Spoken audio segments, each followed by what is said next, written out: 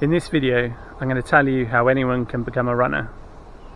If you're able to walk, no matter how unfit or overweight you are, you can almost certainly run. And if you can run, then you can become a runner.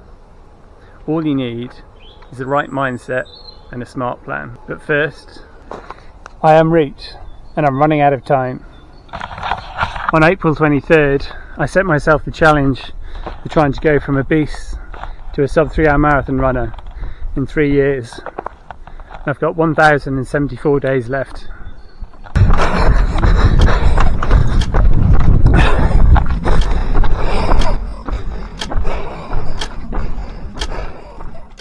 So let's break it down. How do you become a runner? The most important yet overlooked part of becoming a runner is why. Why do you want to run? Why do you want to become a runner? It might seem like a kind of obvious question to answer, right? But if you don't have one or two clear, burning reasons in your head why you're doing it, why you get up early every morning to train, why you go out when the weather's crap, if you don't have those reasons, then you're bound to give up like the majority of other people who only half commit to becoming a runner.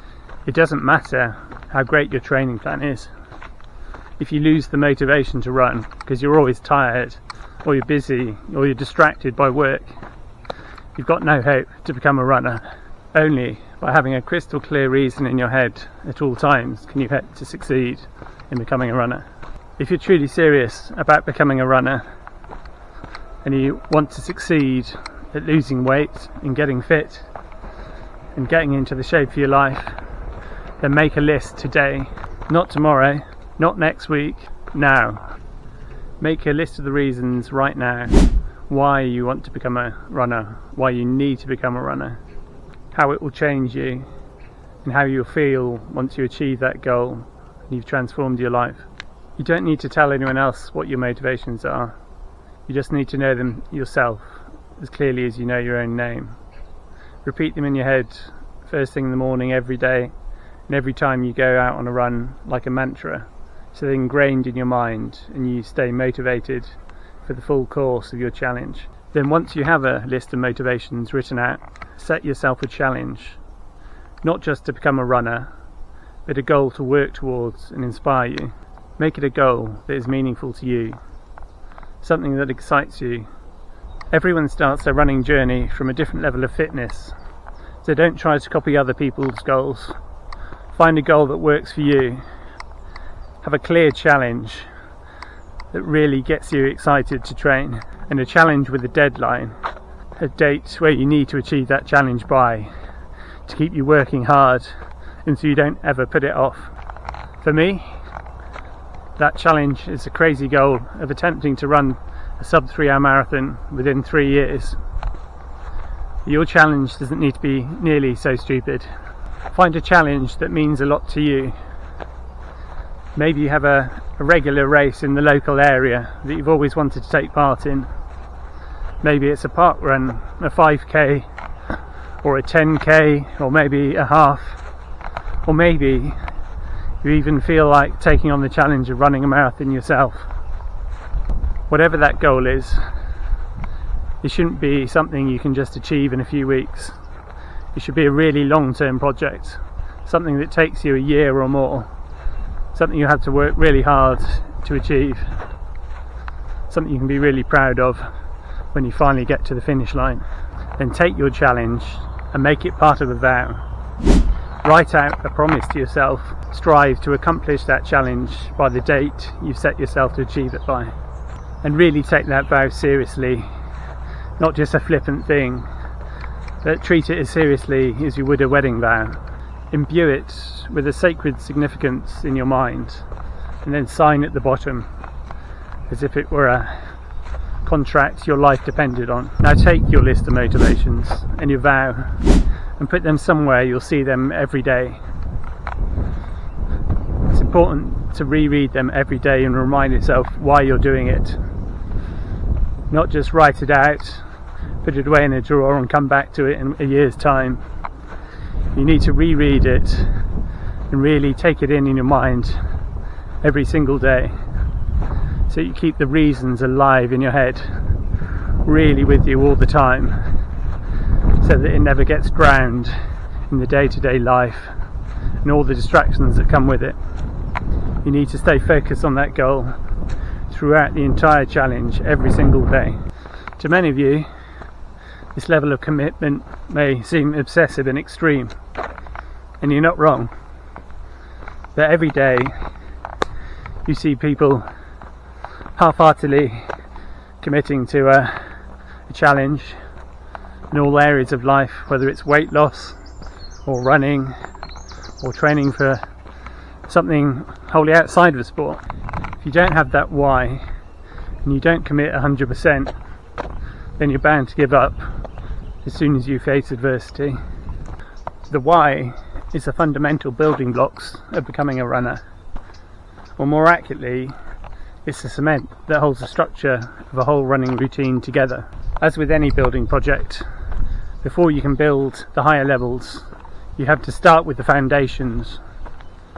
And whether you're the Olympic champion or someone going out for their very first run and starting their first running routine, it all begins with consistency. Consistency is the most underrated superpower in sport. In the next chapter of this video, I'll give you a blueprint for how to go from no running at all, completely overweight, obese, like I've been, to being able to run a 5k without stopping. There are a whole load of training programs on the internet teaching you how to become a runner. You could choose mine, you could choose someone else's, you could even do the couch to 5k. But all you need is to be active every day of the week, have a sensible, nutritious diet, and so long as you're running about 3 times a week or more, you can't help but improve. When you look at a world-class athlete, it may sometimes feel like they're an entirely different species from you. How can I ever be like them? Yes, they may have slightly better genetics than you, slightly better aptitude for whatever their sport is, and they may have a higher tolerance for pain too, perhaps. That's a higher threshold to push themselves further. But at the end of the day, the main difference between them and you is their obsessive consistency, their superhuman stubbornness to show up to train every single day without fail and give it their all to whatever the training plan is for that day. That's all you need. 99% of the challenge. Simply turn up, do the training and give it your all. There's nothing supernatural, otherworldly about these people. All you need is consistency. So what do I mean by consistency? If you really want to be consistent, you need to train every day. That's the key to it. It doesn't need to be a hard workout every day. You should mix up higher intensity days followed by lower intensity days, so you're always making gains but giving yourself time to recover too. For me, the secret to training every day, doing it first thing in the morning. If you get your exercise done first thing, I just have a coffee and a banana and head straight out. If you get it done right first thing in the morning, then you've got no excuses later in the day. You won't find that your willpower has waned by the time it comes to working out. So if you really want to be consistent, find a way to do your workout first thing. Now, that's not possible for everyone, of course. We all have different lifestyles and different lives. But find a way that works for you. Maybe it involves doing a workout every lunch hour, or maybe it's after work. And maybe for some people it's even too hard to do it at the same time every day. But if you can, do try and make it at that same time every day. If you can train at the same time every day, then your body will be ready to go at that time every day. It will offer you far less resistance, far less likely to get those nagging voices in your head that convince you to do something else, to find an excuse not to work out. So ideally, try and train at the same time every day. and for some people that still might be impossible. If you can't work out at the same time every day, then plan out your week in advance at the start of every week. Schedule in your time when you're going to work out. If you don't plan it out in advance, you're bound to not do it at all. So find half an hour here, an hour there to squeeze in a workout. If you think outside the box and you're creative, you can almost always find extra time to fit in workouts. Whether it's walking or cycling to work or buying a stroller, so once you're looking after your kids you can push them along and get a run in at the same time, or maybe it's getting a treadmill at home and running in front of the TV in the evening. There are so many ways to find extra hours in the day by multitasking, doing a workout whilst doing something else. So what workout should you do if you want to become a runner, and what should a running routine look like? Well, that all depends on where you are on your running journey. We're all at different levels of fitness. We all start our running journey in a different place. Some people are in good shape, others haven't exercised in years and may be completely obese and overweight. I'm currently somewhere in between. I have started a running routine, but I am still very obese. So everyone has their own place they're starting from. Don't try and copy someone else's training plan who uses a completely different fitness level from you, because you have no way of keeping up and you're only bound to get injured.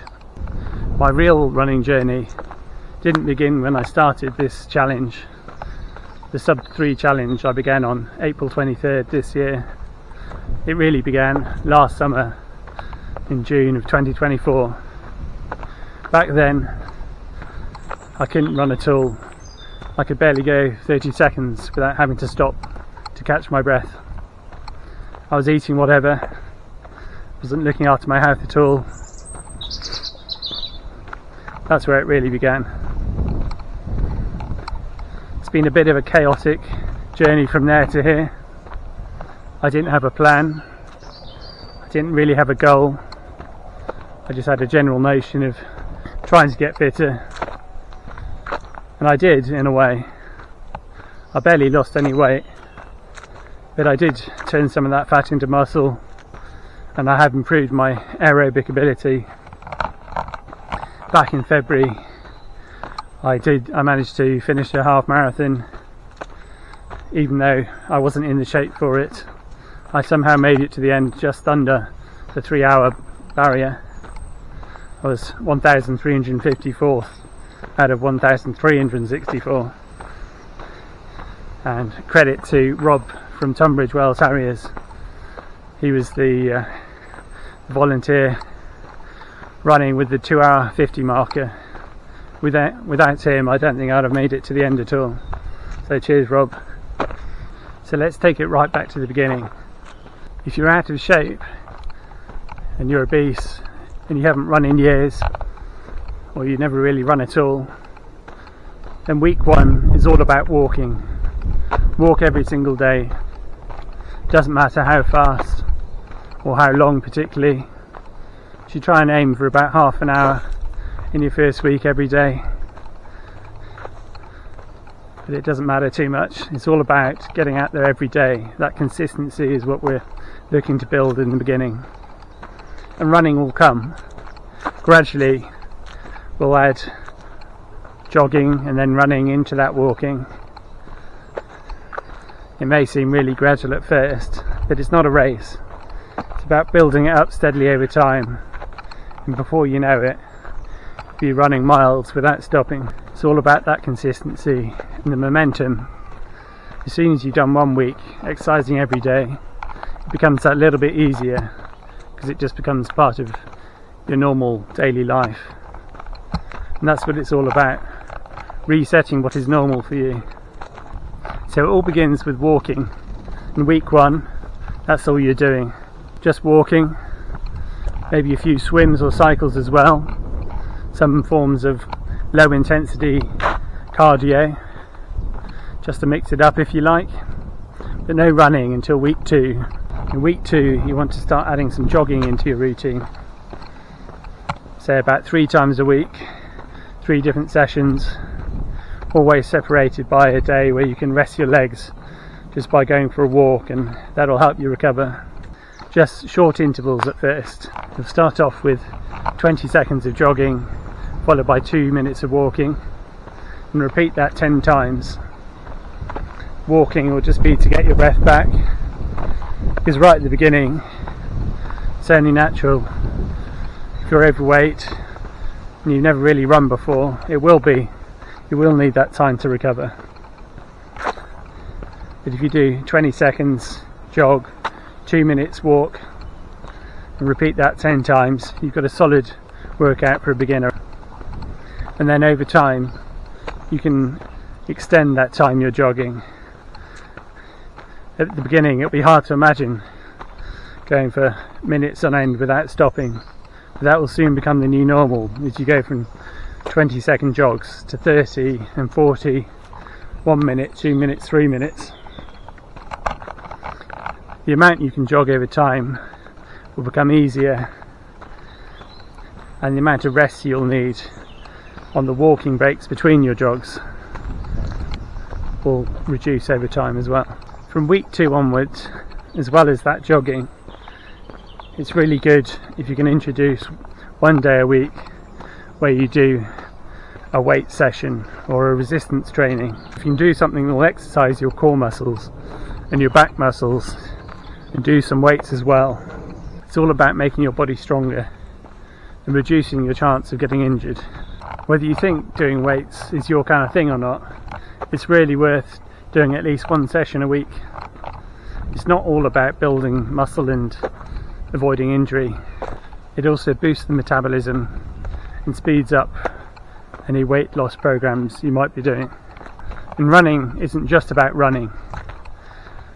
Doing weight training will aid in consistently becoming a better runner over time. Without weight training, it's very likely your running abilities will plateau over time. Finally, along with the walking and the jogging and a weight session, mix in some alternative cardio, some cross training, whether that's swimming or cycling or using some of the elliptical machines in the gym. Find something that you enjoy doing, because that's really important. Finding what works for you. What exercises can you do that you're going to be able to stick to? You want to learn what you do enjoy and what you don't. Don't force yourself to do workouts that you hate doing. Optimize your routine so it's as easy to stick to as possible. There's no set program you have to follow. Everyone has a different lifestyle, so find an exercise program that works for you and your lifestyle. Just always keep in mind the number 1 rule, and that's to be consistent, to ideally work out every day if you can. Whilst you want to have as much variety of exercise as possible throughout the week, I find the easiest way to stick to a program is to have a specific workout on a specific day of the week. So each week will look very similar to the last, even though you have that variety within the week itself. That way you don't always have to be planning out your next week's exercise in detail. It'll be much the same as the last. When it gets to Saturday, I recommend trying to find a local park run. I'm a big fan of the park runs. They always have a friendly atmosphere, always very inclusive for anyone who wants to get involved, no matter what your ability is.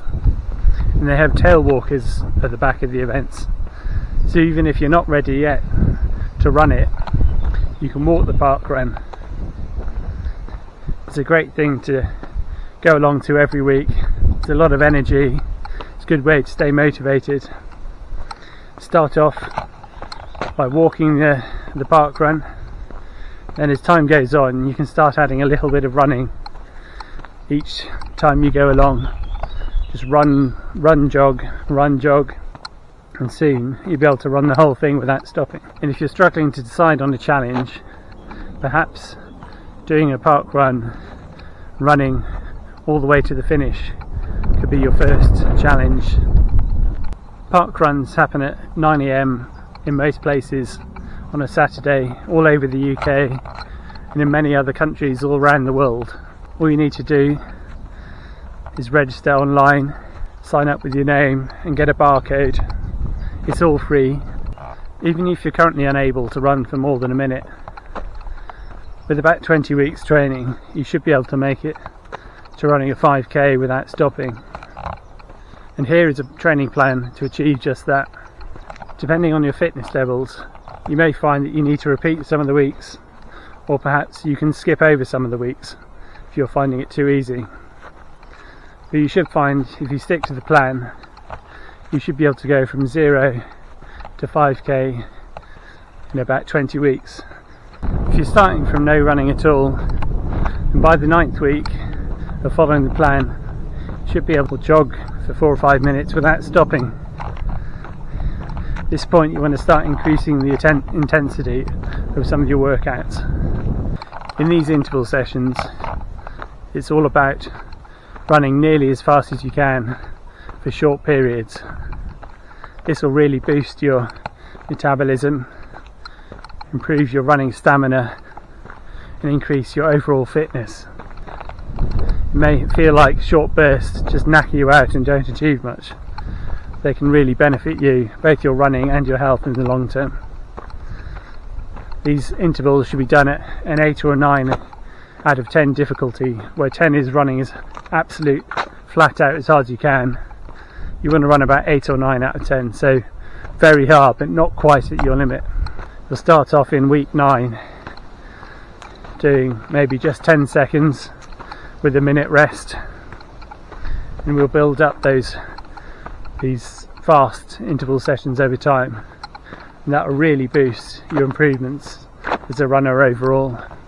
If you want to follow my training plan, I'll include it down in the description as a PDF. If you can establish a routine where you're running 3 times a week and you're able to make it to the end of a 5-kilometre run, then I think you can very legitimately call yourself a runner. And once you become a runner, the world's your oyster in the running world. There's so many more challenges you can take on, and that's the topic of my next video. Do you want to run a 10k or a half marathon, or maybe even dare yourself to run a marathon? How do you go from a 5k runner to an endurance runner? That'll be what I cover in the next video. I'll show you how you can go from a ParkRun 5k runner to a half marathon runner in just 12 weeks. And from there, if you want to continue even further, I'll show you how you can become a marathon runner in just another 20 weeks from there. So, what's your goal going to be then? Let me know down in the comments. Whichever goal you choose to make part of your vow, the most important thing is you make your list of reasons and your vow today. If you wait until tomorrow, it will never happen. If you want to become a runner, it's time to lace up because you're running out of time.